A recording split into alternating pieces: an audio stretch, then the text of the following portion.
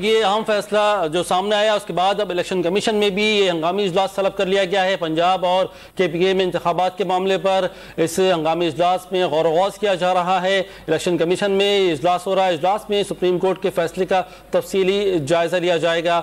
इसी बारे में मजीद जानेंगे डॉनिस के नुमाइंदे इरफान सरवई से, और असद भी हमारे साथ मौजूद हैं, तजियाकार। असद से पहले हम बात करते हैं। असद साहब, किस तरह से देख रहे हैं इलेक्शन कमीशन जो कि अब हरकत में आ गया है और इलेक्शन कमीशन में इजलास अब हो रहा है, गौर गौज किया जा रहा है इस फैसले पर, और इम्कान भी यही था कि अब इलेक्शन कमीशन और हुकूमत जो है वो गौर गौज करेंगी। आप किस तरह से देखते हैं इस इजलास में इलेक्शन कमीशन क्या लाइमल अपना सकता है? जी, देर कर दी मेहरबान आते आते।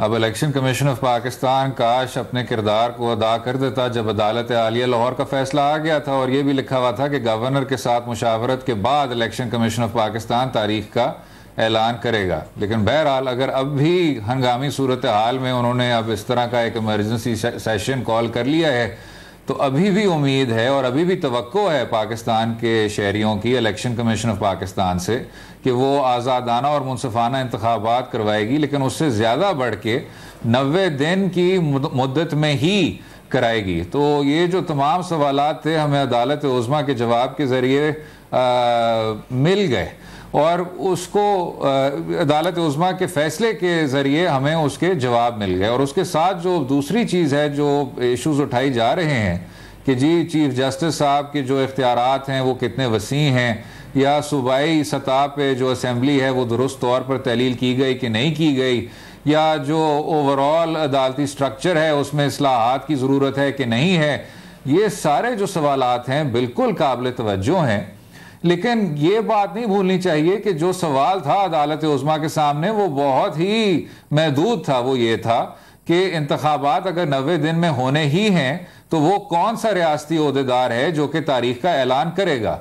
आज ये वाजे हो गया, जिस तरह अभी कामरान मुर्तज़ा साहब कह रहे थे वो दुरुस्त कह रहे थे। आईनी निज़ाम में यही है आर्टिकल 105 में कि गवर्नर को तारीख का ऐलान करना है।